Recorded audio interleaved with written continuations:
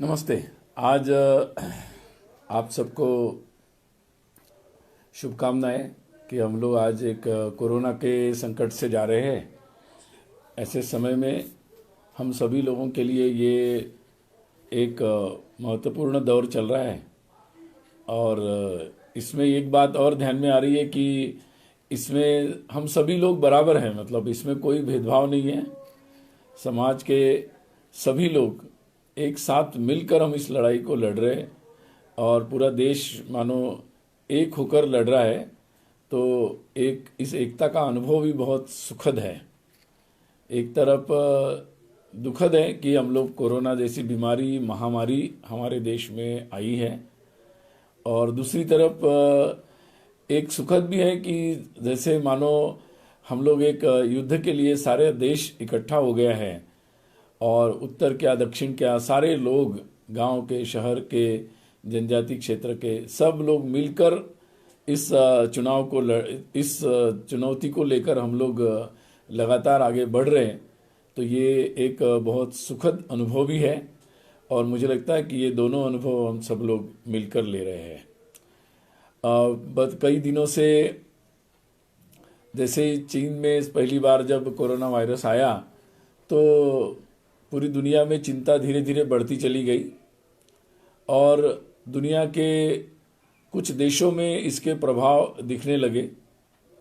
ये हम लोगों के लिए बहुत ही एक एक बहुत बड़ी चुनौती थी कि जो हमारा 130 करोड़ का देश और जिसमें इतने प्रकार की विविधता, हमारी सुविधाएं भी शायद आजकल जिसको सो कॉल्ड विकसित देश बोलते हैं वैसी हमारी सुविधाएं नहीं है। तो स्वाभाविक रूप से हमारे देश के लिए बहुत एक चिंता का विषय जरूर ये है और था भी। परंतु देखते देखते पूरी दुनिया की तुलना में हमारे देश में हम लोगों ने कुछ निर्णय लिए और लॉकडाउन पूरे देश में हुआ। मतलब हम लोग अपने घरों में ही रहे और सुरक्षित रहे। यही क्योंकि इसका उपाय अभी तक समझ में आया है और उस कारण से हम सब लोग घरों में हैं। इसने हमें कुछ मौके भी दिए हैं कि हम लोग अपने परिवार के साथ रहें, अपने लोगों से फ़ोन पे बात करें और जो जो चीज़ें जल्दबाजी में, क्योंकि हम लोग हड़बड़ी में रहते हैं और ख़ासकर शहरों में जो लोग रहते हैं तो हम लोग अपने व्यस्ततम कार्यक्रम में रहते हैं हमेशा। परिवार में भी आपस में बात करने के लिए समय नहीं होता। कई फ़ोन आते हैं, हम फुर्सत से बात नहीं कर पाते, कई विषयों पर सोच नहीं पाते। तो मुझे लगता है कि ये एक ऐसा हमें मौका मिला है कि हम लोग अपने अपनों से बात कर सकते हैं, अपने परिवार के साथ रह सकते हैं और फिर से एक बार पीछे मुड़कर देख सकते हैं कि हमारे जीवन में किस तरीके से हम लोग सोचते आए, काम करते आए। और मुझे लगता है कि हर एक के जीवन में एक दो भाग जरूर होंगे कि बिफोर कोरोना, कोरोना के पहले और कोरोना के बाद। और निश्चित रूप से ये ऐसा हर एक के जीवन में ऐसा एक समय होने वाला है कि जिसमें हमें ये सोचने के लिए अवसर मिलेगा और मैं मानता हूँ कि बहुत सकारात्मक प्रभाव इसका होगा। और हमारे देश में तो खासकर जहाँ हम बिल्कुल अपने पूरे भरे परिवार के साथ रह रहे, अपने सगे संबंधी, अपने मित्र, उनसे सलाह मशवरा कर रहे, तो निश्चित रूप से ये जो सारा मंथन चल रहा है उसमें से निश्चित रूप से एक अच्छा ही निकलेगा और हम जीवन के लिए एक नई सीख लेकर आगे जाएंगे। तो मैं मानता हूँ कि हमारे जीवन में आर्थिक कुछ समस्याएं आने वाली है, आ सकती है। निश्चित रूप से इस जो लॉकडाउन के कारण कई लोगों के जीवन में, जिनका रोज़ का जीवन ही रोज़ कमाना और रोज़ खाना है, ऐसे लोगों के जीवन में काफ़ी सारा संकट आया है। किसानों को फसल की चिंता है, वो केवल किसानों की नहीं पूरे देश की चिंता है। तो ऐसे बहुत सारी चिंताएं भी है अपने देश में। कई लोग बीमार होंगे, वृद्ध होंगे, अकेले रहते होंगे, तो निश्चित रूप से उनकी चिंताएं ज़रूर है। परंतु ये जीवन के लिए और हमारे जैसे भारत के राष्ट्र के लिए सोचने के लिए भी एक अच्छा मौका, अवसर हमें मिला है। ये बहुत अच्छी बात है कि सरकार ने भी मतलब बहुत सारे दूरदर्शन पर या सरकारी चैनलों पर बहुत सारे रामायण महाभारत से लेकर बहुत सारे ऐसे कार्यक्रम प्रारंभ किए हैं जो देश की, अभी तक रामायण का जो आंकड़ा मिला है कि लगभग 17 करोड़ लोग रामायण को नित्य रूप से देख रहे हैं। तो ये अपने आप में मुझे लगता है कि बहुत एक विशाल बड़ी संख्या है और निश्चित रूप से इन बातों का प्रभाव ये अपने देश में देखने को जरूर मिलेगा। कभी कभी ऐसा लगता है कि पहले तो भारत ने, हम लोगों ने बहुत सारे संकट पहले भी झेले हैं। ऐसा नहीं कि हम लोगों ने तो कई सारे आक्रमण झेले, कई सारे विदेशी शासकों को झेला है और उसके बाद भी फिर से हम लोग उठकर खड़े होने का अभ्यास हम लोगों ने किया है। आज अगर मुझे लगता है कि एक बात का विश्लेषण करना बहुत ज़रूरी है कि दुनिया के कई देशों ने कोरोना के संकट को कैसा देखा या कैसा रिस्पांस दिया और भारत ने कैसा रिस्पांस दिया। मुझे लगता है कि इसको ये दिखाती है कि हम लोगों की सोच कैसी है। दुनिया में कई सारे देश हैं जिनको हम वेलफेयर स्टेट बोलते हैं, जिन पे पूरा का पूरा समाज जो होता है, समाज की सारी व्यवस्थाएं ये सरकारों पर निर्भर होती है। यानी अगर कोई वयोवृद्ध है उनकी चिंता करना, कोई भी किसी भी तरह से कमज़ोर है उसकी चिंता पूरी सरकार की ही जिम्मेदारी हो जाती है। यहाँ तक कि बच्चों की चिंता भी, क्योंकि कई सारे परिवार जब बिखरते हैं तो वो चिंता भी सरकारों की हो जाती है। और हमारे देश में तो ये बहुत सारी चिंताएं समाज करता है। तो ये हमारा समाज जो है वो जो व्यवस्था है हमारी समाज आधारित व्यवस्था भी है। सरकार महत्वपूर्ण है, सरकार की व्यवस्था व्यापक और विशाल है, परंतु समाज आधारित भी बहुत सारी व्यवस्था है। इसलिए जब कोरोना का संकट आया और लॉकडाउन हुआ है तो निश्चित रूप से सरकार ने बहुत सारे प्रबंध किए हैं। मुझे यहाँ पर उसके बारे में भी उल्लेख करना ज़रूरी लगता है, लेकिन मैं एक बात का उल्लेख करूँगा कि लेकिन जिस तरीके से हमारे देश में छोटे छोटी बातों की चिंता करने के लिए बहुत सारा समाज का वर्ग एक सामने आया है। अगर संघ की बात करें तो सेवा भारती के और उसके सहयोगियों के माध्यम से लगभग 29,000 स्थानों पर लगभग ये सेवा के काम प्रारंभ हो गए हैं, जहां इतनी रिस्क है कि स्वयं अपना जीवन ही दांव पे लग जाता है। ऐसे समय में इतने सारे लोग, और ये 29,000 मतलब देश के कितने सारे स्थान हो गए, सभी जिला में तहसील, यानी बहुत सारे ऐसे क्षेत्र में ये सारा काम हो रहा है। और केवल संघ, और कितने प्रकार के काम हैं। तो दिल्ली में अगर कोई सेक्स वर्कर्स है उनके लिए भी अन्नदान की या उनकी भोजन की व्यवस्था की चिंता हो रही है। अगर कोई दिव्यांग है उनकी भी चिंता हो रही है। हमारे देश में निश्चित रूप से लॉकडाउन के बाद हमारे देश में जो मजदूर या दूसरे प्रांत से कहीं आकर काम करते हैं, स्वाभाविक रूप से उनका एक स्वाभाविक मन था कि भाई हम अपने घर पहुंच जाए, लेकिन ये स्वास्थ्य के लिए ठीक नहीं था और इसलिए सरकार ने कठोरतापूर्वक ये विषय सामने रखा कि भाई जो जहां है वहीं उसको रुकना है। फिर भी कई लोग पैदल निकले। अगर इतने लोगों का मूवमेंट कहीं और जगह होता तो पता नहीं क्या होता, लेकिन ये लोग कोई न्यूसेंस करने का किसी के मन में नहीं था, शांति से चुपचाप कष्ट लेकर जा रहे थे। बाद में अर्थात उत्तर प्रदेश की सरकार हो या बहुत सारे लोगों ने उनके लिए व्यवस्थाएं भी की, और समाज की कई संस्थाएं जिन्होंने प्रशासन और पुलिस से सहयोग लेकर उनकी अनुमति से रास्ते में ऐसे सभी लोगों की व्यवस्था करने का बढ़ चढ़कर प्रयास किया है ताकि कोई भी भूखा न रहे। तो ये जो प्रयास समाज की तरफ से प्रयास है, और जिस तरीके से हमारे प्रधानमंत्री जी ने धन्यवाद करने के लिए बोला कि जो लोग काम में लगे हैं, चाहे सफाई के काम में हो, अस्पताल के काम में हो, डॉक्टर बन के काम कर रहे हो, उनके सपोर्ट स्टाफ में काम कर रहे हो, पुलिस हो, बहुत सारे जितने प्रकार के लोग हैं, इवन हमारे मीडिया के लोग, उन सब के लिए धन्यवाद करने के लिए जब कहा तो वो तो सफल हुआ ही, लेकिन उसके परिणामवश अब हम लोग देख रहे हैं कि जगह जगह देश भर में ऐसे सभी लोगों की चिंता हो रही है। कई संस्थाएं हैं, कई मोहल्ले हैं, कई परिवार हैं जो अपने घर से बने बनाए भोजन भेज रहे हैं। कई ऐसे लोग हैं कि जो ऐसे घरों से भोजन इकट्ठा करते हैं, प्रशासन के सहयोग से उसको वितरित करते हैं, राशन की किट है, मतलब बहुत सारे ऐसे कितनी संस्थाएं, कितने लोग और कितने प्रकार की व्यवस्था, यानी सरकारी व्यवस्था से जो बात पहुंच गई, सरकार ने तो डीबीटी के माध्यम से कई सारी बातें पहुंचाई है, डायरेक्ट बेनिफिट के माध्यम से कई और प्रकार के प्रबंध हर एक प्रकार के लोगों के लिए किए गए हैं। लेकिन साथ में जो बचे या जिनको उसके बाद भी ज़रूरत रही, उनके लिए भी कई सारी संस्थाएं सामने आई है। और दूसरी तरह से का एक रिस्पांस और भी है।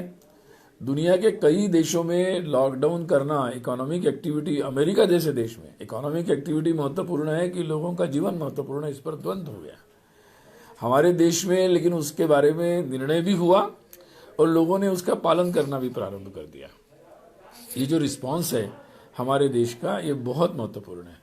और एक बात इसमें महत्वपूर्ण ये है कि जहाँ लोग ये निर्णय करने में सक्षम नहीं थे, या कई नेता हैं जो बात नहीं कर पा रहे अपनी प्रजा से, हमारे देश में अच्छा सौभाग्य कि हमारे प्रधानमंत्री लोगों से सीधी बात कर रहे हैं और जिस तरीके से कम्युनिकेशन लोगों के साथ हो रहा है, तो ये बहुत अच्छी बात है। तो मुझे लगता है कि ये एक समाज आधारित जो व्यवस्था है और हमारा जो समाज का जिस तरह से एक संस्कार और संस्कृति है, तो ये एक दूसरे की चिंता करने की, ये मुझे लगता है कि आज के समय में बहुत अच्छी तरह से उभर कर आई है और ये परिणाम सब लोग इसको देख रहे हैं। देखिए, एक तरफ कई सारे लोग हैं कि जो मतलब दुनिया में अभी देखिए लोग कह रहे हैं कि ये वुहान का वायरस है, कि ये चाइनीज वायरस है, कि ये कौन सा वायरस है, कि ये कोविड या 19 है या कोरोना वायरस है। ये तो चर्चाएं चलती रहेगी, लेकिन ये बात तो साफ है कि वुहान चाइना का जो पार्ट है वहां से ये वायरस आया और पूरी दुनिया में फैल गया। अब इसके बाद एक तरफ लोग हैं कि जो इस समय भी कैसे अपना सामान और कैसे अपनी दवाएं दुनिया में बेचकर कैसा बिजनेस करे, इसको देख रहे हैं।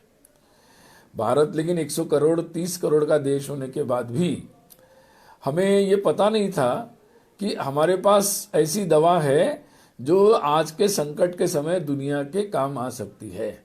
लेकिन जब हमें पता चला तो हमारे सरकारों ने ये निर्णय लिया और दुनिया के कई देशों को, हमारे आसपास के पड़ोस के देश हो, सार्क के, या अफ्रीकन देश हो, या यूरोप अमेरिका जैसे देश हो, सभी लोगों को हम अपनी क्षमता को बढ़ाकर उन लोगों को भी जीवन बचना चाहिए, हमारा भी बचना चाहिए, दुनिया के लोगों का भी बचना चाहिए, इसलिए उनको भी सहायता बड़ी मात्रा में कर रहे हैं।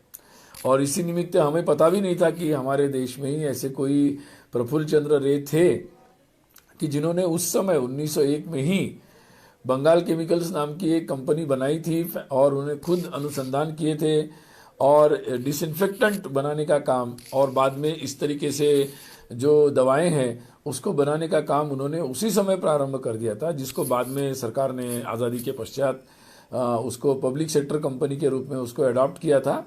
लेकिन ये काम हम जब स्वाधीन नहीं थे तब हमारे देश में इसकी ज़रूरत है और उस समय भी पूरी दुनिया में इसका लाभ हुआ था, जिस कारण से दुनिया के सरकारों ने, खासकर ब्रिटिश सरकार ने भी उनका सम्मान किया था। तो ऐसे बहुत सारी बातें हैं कि जो हम लोगों को इस निमित्त समझ में आ रही है और समझते हम लोगों को ये कई सारी ऐसी बातें ध्यान में आ रही है। अब देखिए, दुनिया में और एक बात समझने की है कि हम सभी, हमारा देश तो पूजा करना, मंदिर जाना, उत्सव मनाना और भव्यता से उत्सव मनाना, मूर्ति पूजा पर हमारे देश में करोड़ों करोड़ों लोगों का विश्वास है और हम कई लोग व्रत रखते हैं और व्रत बहुत कठोरता से पालन करते हैं। कई लोग रोज स्नान गंगा जी में करते हैं, कई लोग मंदिर में रोज दर्शन करते हैं, बहुत सारे ऐसे व्रत रोज नित्य करने वाले लोग बहुत करोड़ों लोग हैं। लेकिन जब देश के हित की और समाज हित की बात आई तो ये जो हमारा संस्कार है कि जो भगवान है, जो ईश्वर है, वो हमारे दिल में, हमारे अंदर ही रहता है और इसलिए समाज की परिस्थिति और देश की आवश्यकता ये प्रथम है, उसको देखकर हम उसके तरीकों में बदलाव कर सकते हैं। ये जो एक स्वाभाविक सा एक फ्लेक्सिबिलिटी जो समाज में हजारों वर्षों से और एक जो धर्म के बारे में, पूजा पद्धति के बारे में जो एक अच्छी समझ देश में विकसित हुई है, उसका परिणाम ही ये हुआ कि कोई, हमारे जितने भी धार्मिक नेता हो, हमारे पूज्य स्वामी जी हो, कोई मंदिर के पुजारी हो या हमारे वैष्णो देवी माता का मंदिर हो, तिरुपति का मंदिर हो, रामनवमी के उत्सव हो, नववर्ष के वर्ष प्रतिपदा के उत्सव हो, और छोटे से बड़े मंदिरों तक कोई भी सारे कार्यक्रम रद्द करने में किसी ने भी कोई हिचक नहीं दिखाई। और बिल्कुल एक अनुशासित, जिसको हम लोग समझते कि हमारे यहाँ अनुशासन नहीं है, लोग समझते नहीं है, लोगों को समझ में नहीं आता है, लेकिन मुझे लगता है कि एक बहुत अच्छी तरीके से एक समझदार लोग और समझदार समाज कैसे रहता है, एक समझदार राष्ट्र कैसे रहता है, उसका उदाहरण हमारे देश ने पूरी दुनिया के सामने प्रस्तुत किया है। और ये बात हम लोग नहीं, पूरी दुनिया के लोग कह रहे हैं। ये मुझे लगता है वास्तव में हमारे अंदर की जो ताकत है, हमारे अंदर के जो संस्कार है, उसका ही ये प्रदर्शन हुआ है। यानी यहाँ तक कि राम जन्मभूमि जो जन्मभूमि है, उस पर मंदिर में, नया मंदिर का जो स्थान बनाया गया, उस पर मूर्ति की प्रतिष्ठापना का इतना महत्वपूर्ण और जिससे सारे लोगों की भावनाएं जुड़ी है, करोड़ों करोड़ों लोगों की, उस कार्यक्रम को भी बहुत ही संक्षिप्त रूप से बिल्कुल वहाँ जो लोग स्थित है उन्हीं लोगों ने किया और पूरे देश ने उसको टीवी और चैनलों के माध्यम से देखा। तो ये जो एक समझ है और एक जो फ्लेक्सिबिलिटी है और देश के प्रति राष्ट्र और दूसरों की चिंता करना कि मेरे साथ तो कुछ गड़बड़ न हो, इसकी चिंता तो हर कोई करता है, लेकिन मेरे कारण दूसरों के और पूरे समाज में कहीं भी ऐसी न हो, इसकी भी चिंता करना, मुझे लगता है कि ये एक बहुत अच्छा उदाहरण प्रस्तुत हुआ है।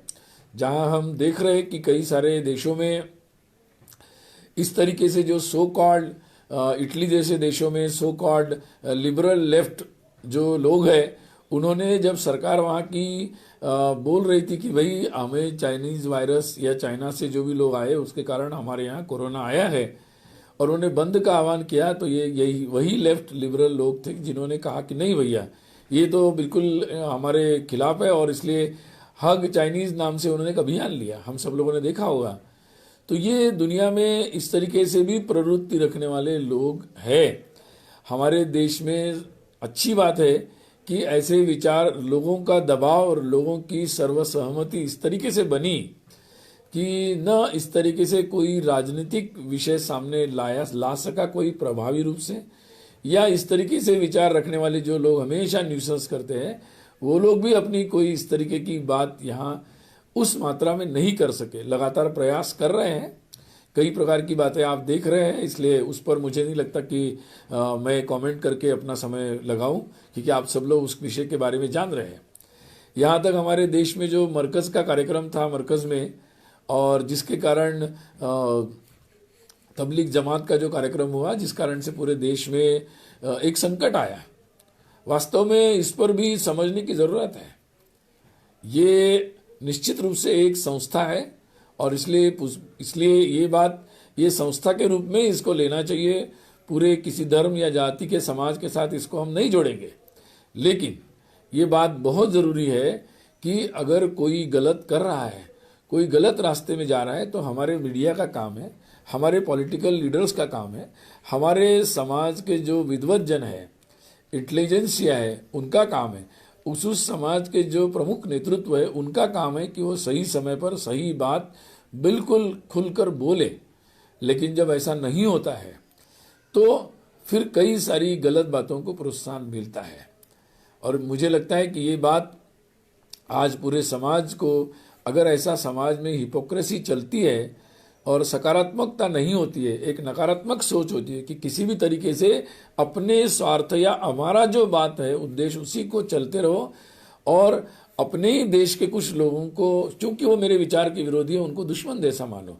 ये जो नकारात्मक सोच है, ये जब सोच रहती है तो फिर वो देश का हित भी पीछे हो जाता है, और ऐसे गलत लोग जो देश के हित में नहीं है और अपने समाज, अपनी कौम के हित में भी नहीं है, ऐसे लोगों का भी समर्थन करने के लिए कुछ लोग सामने आते हैं।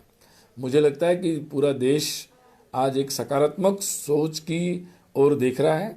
मुझे खुशी है कि अब धीरे धीरे समाज के सभी वर्ग से ऐसी आवाज़ें आ रही है, और धीरे धीरे कई राज्य सरकारों को जो शुरू में इस पर थोड़ी चुप्पी लगाए हुए थे, वो भी अब धीरे धीरे अपनी वास्तविकता को उजागर कर रहे, बातों को सामने रख रहे कि भाई कौन इसके लिए क्या जिम्मेदार है, और उसकी सीधे सीधे जो भी इंक्वायरी है उसको करने में आगे बढ़े हैं। ये मुझे लगता है कि एक बहुत अच्छी बात है। हम जितना वास्तविकता को जितना मानेंगे समझेंगे, उतना हम लोग अपनी समस्याओं का समाधान जल्दी कर सकते हैं। मुझे लगता है कि पिछले दिनों में हमारे देश में तो हम डेमोक्रेसी में रहते हैं, और डेमोक्रेसी में तो चलता रहता है कि हर विषय की टीका टिप्पणी होती रहती है, समीक्षाएं भी होती रहती है। ये बात आवश्यक भी है, जिससे हम लोग एक सही दिशा में जा सकते हैं। लेकिन इसके साथ साथ ये बात भी बहुत ज़रूरी है कि हम किस तरीके से बातों को सोचें, और बातों को सोचते समय हम लोगों के लिए ये बात बहुत ज़रूरी है कि सरकार ने भी किस तरीके से निर्णय लिए हैं। आप लोगों को शायद जानकारी होगी कि हमारे सरकार ने भी, और खासकर केंद्र सरकार ने, बहुत अच्छे काम, मतलब सरकारी व्यवस्था भी किस तरीके से काम करती है ये समझने लायक है।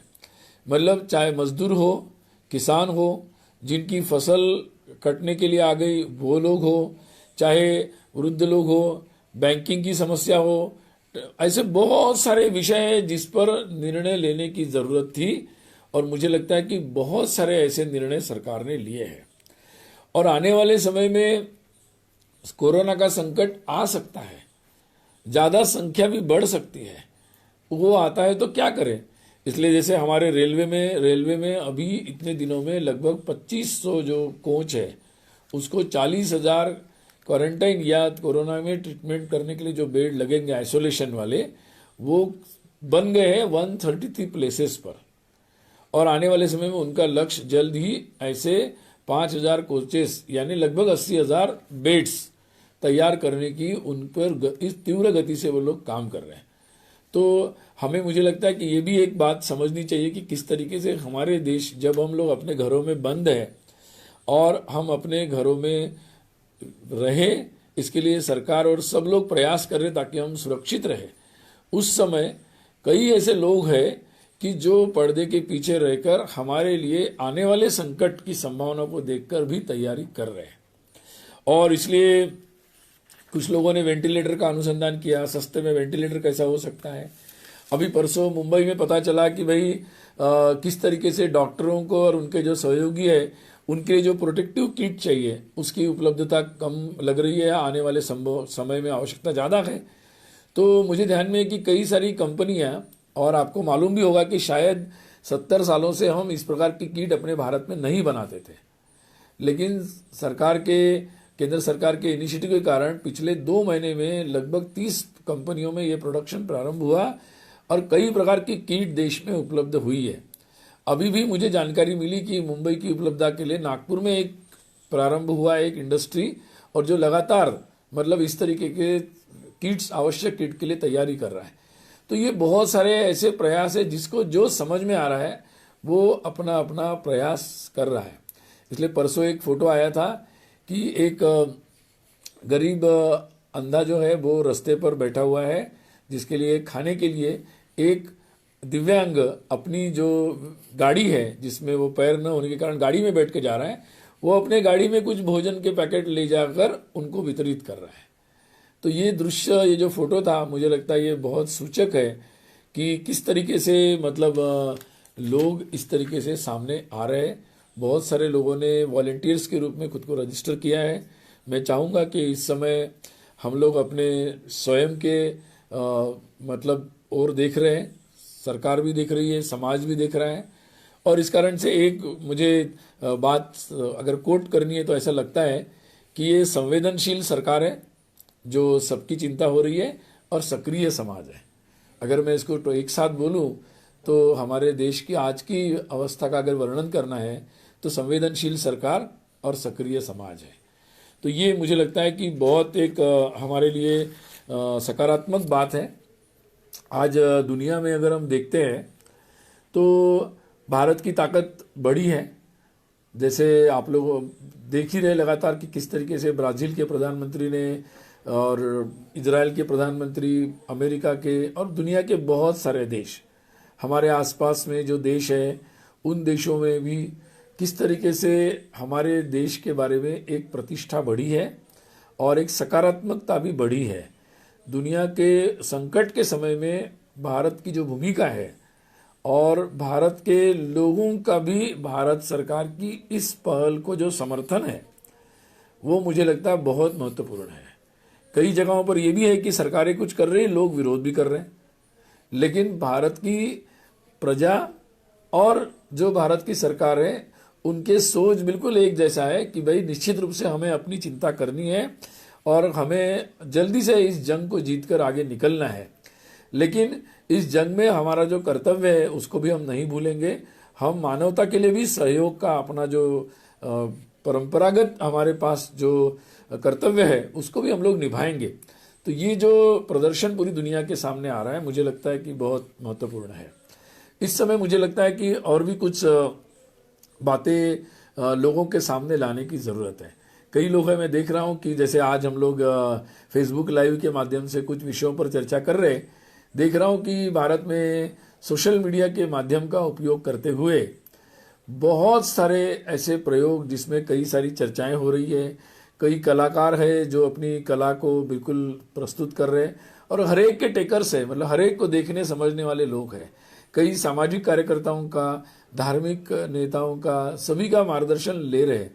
अनेक युवाओं के मैं फोरम देख रहा हूँ जिसमें सभी प्रकार के, यानी भारत का आयुर्वेद, भारत का अध्यात्म, भारत का विज्ञान, बहुत सारी ऐसी चीज, कला, नृत्य, संगीत, मतलब जितनी जितनी चीजें हो सकती उस पर भी काम हो रहा है और भारत के संदर्भ में जानने का प्रयास भी सब जगह हो रहा है।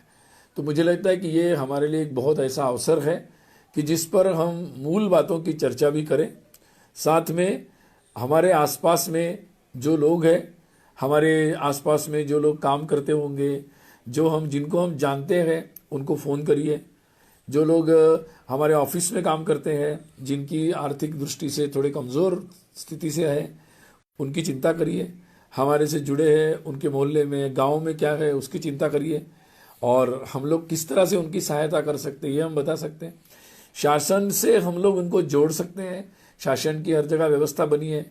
संघ सेवा भारती से लेकर हमारे जितनी भी संस्थाएं हैं, बाबा रामदेव जी की संस्था हो या श्री श्री रविशंकर जी की संस्था हो, गायत्री परिवार हो, हर कोई संस्था, मंदिर, प्रशासन काम कर रहे हैं।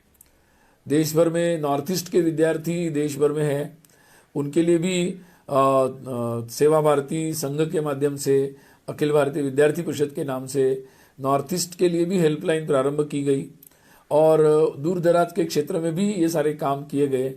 तो उन कहाँ से भी हमारे पास, जो भी हमारे पास संपर्क होंगे तो हम लोग उनकी सहायता कर सकते हैं। घर में अपने अनुशासन को पालन करते हुए भी सहायता कर सकते हैं। रेशन की दुकानें हर जगह खुली है, हो सकता है हमारे संपर्क के ऐसे लोग हो कि जिनके पास रेशन का सामान लेने के लिए व्यवस्था न हो और उनके पास जो फ्री में दिया जा रहा है वो पहुंचा नहीं हो, तो क्या हम उनकी व्यवस्था कर सकते हैं। तो ये सब चीज़ें मुझे लगता है कि सोचने की ज़रूरत है। कष्ट हर एक को है, तो हम लोग ऐसे अपने कई साथियों को एक अच्छा शुभ संदेश देना और इस समय सकारात्मक सोचने के लिए और क्रिएटिविटी, कई लोग हैं कि जिनको शायद ध्यान में नहीं आ रहा होगा, हमारे पास कई आइडियाज़ होंगी किस तरीके से इस समय का सदुपयोग कर सकते, सकारात्मक सोच सकते, निराशा में जाने से बच सकते हैं। वो बातें भी हम लोग लोगों को प्रसारित करें। मुझे लगता है आज हमारे विचार परिवार का भी जो कार्य है वो व्यापक उसका विस्तार हुआ है। जो हिंदू है, हिंदुत्व है, भारत का विचार है, भारत का ज्ञान है, उसके बारे में पूरी दुनिया में आकर्षण बढ़ा है। तो इसको भी हम लोग करें और निश्चित रूप से हम लोग जितने हमारे पास सामाजिक सोशल मीडिया के जो माध्यम है उसके माध्यम से हम ऐसे सकारात्मक विचार को प्रस्तुत करें। कुछ लोग हैं कि जो समाज में एक तरह से भय, पैनिकी या गलत प्रकार के कभी इंटेंशन से या कभी बिना इंटेंशन ऐसी मजाक में कुछ गलत बातें या एक गलत बातें, झूठी बातें भी प्रसारित करते हैं।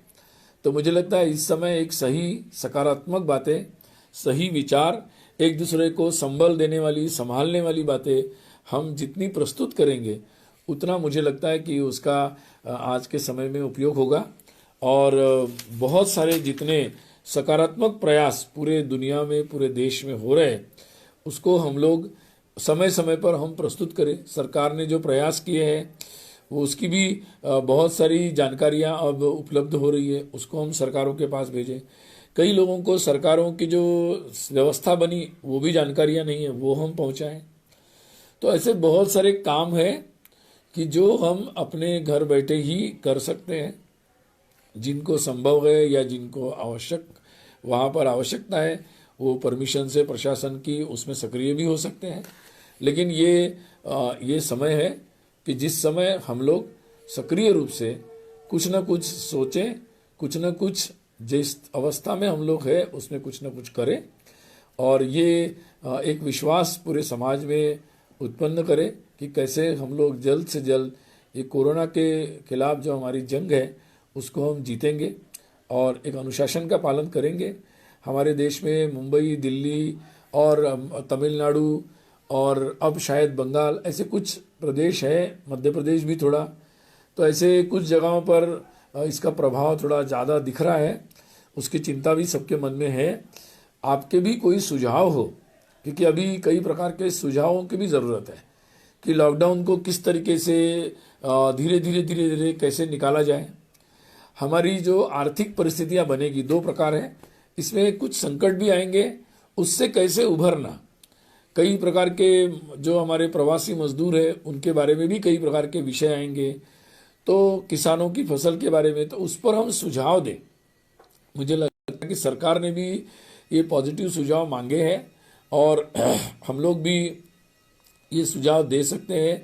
भारतीय शिक्षण मंडल के माध्यम से दे सकते हैं, सीधे सरकार को दे सकते हैं। स्वास्थ्य मंत्रालय, प्रधानमंत्री कार्यालय, इन लोगों ने भी व्यवस्थाएं बनाई है और बहुत गंभीरता से उन सुझावों को लिया जा रहा है, क्योंकि क्रिएटिव जो देश के लिए उपयोगी होगा ऐसा सुझाव कहाँ से आएगा किसी को पता नहीं। शिक्षा के बारे में भी कई नई बातें आने की संभावना है। सबसे पहली बात तो आएगी कि भाई अभी जिस तरीके से आने वाले समय में परीक्षाएं कैसे होगी और वैल्यूएशन कैसे होगा, परिणाम कैसे आएंगे, प्रवेश परीक्षाएं कैसे होगी और आने वाले समय में कैसा आगे का सत्र रहेगा, तो इस संदर्भ में भी कई सारे नए सुझाव हम लोग देना चाहिए। वो सुझाव सरकारों को, यूजीसी को, वाइस चांसलर्स को, हर जगह हमारे सुझाव देने चाहिए हम लोगों को। और इस पर जितना मंथन हो के नए सुझाव निकलेंगे तो मुझे लगता है एक सकारात्मक बात उसमें निकल के आएगी। और भी बहुत सारी ऐसी बातें हैं जिस पर चर्चा की जा सकती है। संक्षिप्त में मैं इतना ही कहूँगा कि आप सब लोग स्वस्थ रहें, ध्यान रखें और हम सब मिलकर एक मंगल कामना करें कि हमारा देश और पूरी दुनिया जल्द से जल्द इस कोरोना की बीमारी और संकट से निकले और हमें भगवान शक्ति दे कि और सद्बुद्धि दे कि हम लोग और सकारात्मक रूप से और सक्रिय रूप से हम लोग हमारा भी योगदान एक व्यक्ति के नाते, सब परिवार, समाज के नाते, राष्ट्र के नाते, पूरी मानवता के लिए हम लोग दे सके, ये आपको देता हूँ और मेरी बात मैं पूरी करता हूँ। अब मुझे लगता है कि कुछ प्रश्न यहाँ पर आए हैं, उनको भी मैं कुछ प्रश्नों को लेता हूँ। उसके बारे में भी लगातार जिनको भी प्रश्न भेजना है वो भेज रहे होंगे, मुझे वो प्राप्त हो रहे, मैं उसको आप जवाब देने का प्रयास करता हूँ। एक प्रश्न मिला है कि यदि संभव कि किस प्रकार से आर्थिक रूप से अति पिछड़े वर्ग के लोगों को सकारात्मक दृष्टिकोण के माध्यम से इस विषम परिस्थिति में उनको बल मिल सकता है। बिल्कुल सही है, क्योंकि आर्थिक परिस्थिति में जिनके पास संकट है उनको दो बात के संकट है, एक वर्तमान का और एक भविष्य का। वर्तमान के संकट के लिए तो मुझे लगता है कि दो उपाय हमें करने चाहिए। एक तो हम लगातार ऐसे लोग कहाँ हैं और उन तक हम कैसे पहुंच सकते ताकि उनकी जानकारी हमारे पास आए, इसके बारे में कुछ प्रयास करना बहुत ज़रूरी है। और फिर दो उपाय हमारे पास है। एक तो जो सरकार की बहुत सारी जो व्यवस्थाएं बनाई है, रेशन मिलने की या उनके खाते में कुछ पैसा जाने की, या उनके लिए जैसे जिनके जो भी रोजगार होंगे उसके लिए कुछ व्यवस्थाएं की है। अगर वो अपने घर से बाहर है, प्रवासी है, तो उनके लिए रहने के शेल्टर्स बनाए गए हैं। तो मुझे लगता है कि ये सारी जानकारियां शायद उन तक नहीं पहुंची होगी, तो हम पहुंचाने का प्रयास करें। फिर हमारी जितनी भी संस्थाएं हैं उनके माध्यम से उनको तत्काल जो हेल्प चाहिए हम दे सकते हैं। और सभा भारती की भी हेल्पलाइन है और भी हमारे जितनी संस्थाएं सेवा में लगी है, विश्व हिंदू परिषद लगी है, विद्यार्थी परिषद लगी है, बहुत सारे ऐसे संगठन हैं, तो उनके माध्यम से हम उनको जानकारी दें। और रही दूसरी बात कि भविष्य के बारे में दो बातें हैं। एक तो मुझे लगता है कि उनको ये हम लोग आश्वस्त करें कि ये बात केवल कोरोना और लॉकडाउन समाप्त होने पर समाप्त नहीं होगी। इसलिए सरकार भी इस तरीके से विचार कर रही है कि अगले 2 महीने 3 महीने तक ये व्यवस्था को उन लोगों के लिए कैसे जारी रखा जाए।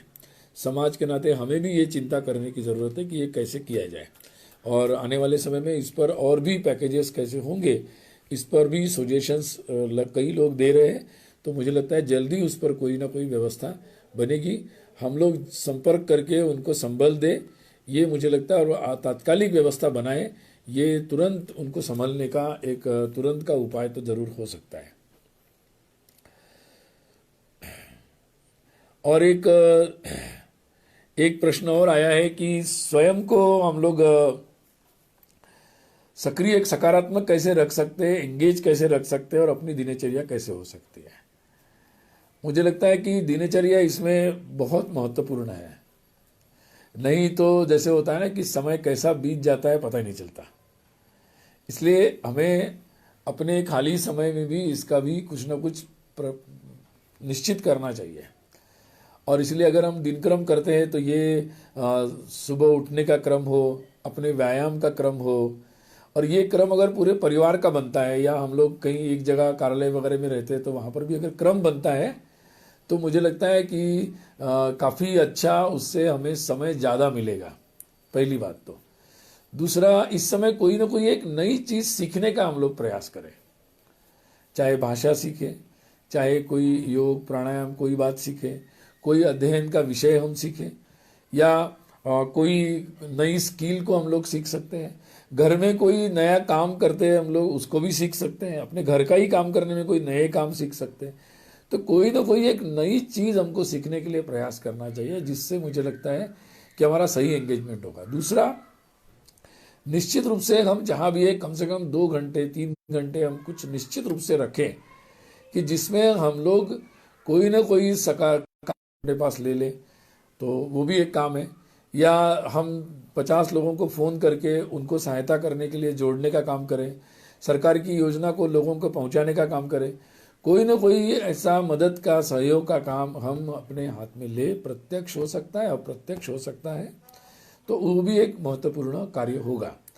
और दूसरा विषय और एक है कि हम जहाँ भी साथ में है तो हम अपने आप को, हम जिनके साथ इतने घंटों बिताते हैं परिवार में हो, तो हम अपनी जो मूल स्वभाव है अपने को ध्यान में आता है। अपनी कमियां भी ध्यान में आती है, अपनी प्लस भी ध्यान में आती है। तो मुझे लगता है कि अपनी जो प्रवृत्ति और स्वभाव है उसको अपनों के साथ रहकर ठीक करने का ये मौका है। तो मुझे लगता है हम आपस में जितना अच्छा संवाद करेंगे तो अपने आप को हम लोग ठीक कर सकते हैं। और भी कोई विचार हो तो पूछ सकते हैं। मुझे एक बात छोटी सी अंत में जोड़नी है कि आज के समय में जो पीढ़ी हम लोग है, हमने तो ये कभी ऐसा, मतलब कई वर्षों में तो ऐसा हुआ नहीं था। महामारियां जो आई थी दुनिया में, वो भी बहुत साल बीत गए, 100 साल बीत गए उसको। और हमारे देश में स्वाधीनता को भी 70 वर्ष हो गए हैं। अब आने वाले समय में देश के आज़ादी के, अंग्रेज़ों से जो हमें आज़ादी मिली उसके 75 वर्ष आने वाले हैं। और इस निमित्त ये हम लोगों के लिए मुझे लगता है करणीय कार्य होगा कि हमें तो किताबों से बहुत लिमिटेड ऐसी बातें हमारे स्वाधीनता आंदोलन के बारे में पता है। तो ये बहुत एक ऐसा मौका हमारे लिए है कि जिस समय हम आज़ादी के आंदोलन के किसी न किसी स्वरूप को हम नए तरीके से समझने का प्रयास करें। जैसे हमारे जनजातियों का जो संघर्ष में योगदान था, उन्होंने किस तरीके से अपने धर्म, अपनी स्वाधीनता के रक्षा के लिए किस तरीके से, जिनको आज लोग पिछड़े समझते हैं या जिनको ज्ञान नॉलेज नहीं है या शिक्षा की दृष्टि से ऐसा मानते हैं, उनको अपने धर्म के संदर्भ में, अपनी स्वाधीनता के संदर्भ में और जो अपनी परंपराएं हैं, जो हमारा परंपरागत ज्ञान है, उसके बारे में कितना एक स्तर उन लोगों का उस समय भी था, ये आंदोलन के तरीकों और उसके सहभाग और उसकी समझ से ध्यान में आता है। तो मुझे लगता है ऐसे कुछ कई विषय जिसका अध्ययन कर सकते हैं। आज़ाद हिंद फौज है जिसके देशव्यापी जो उसका उसमें योगदान था लोगों का और पूरी दुनिया में एक हिस्टोरिकल बात थी। तो मुझे लगता है कि वो कंट्रीब्यूशन आज भी हमारे ज्ञान से दूर है, तो उसको भी हमें लोगों को लगता है मुझे समझना चाहिए। और एक बात है कि आज़ादी का जब आंदोलन चल रहा था उस समय दो बातें और हो रही थी।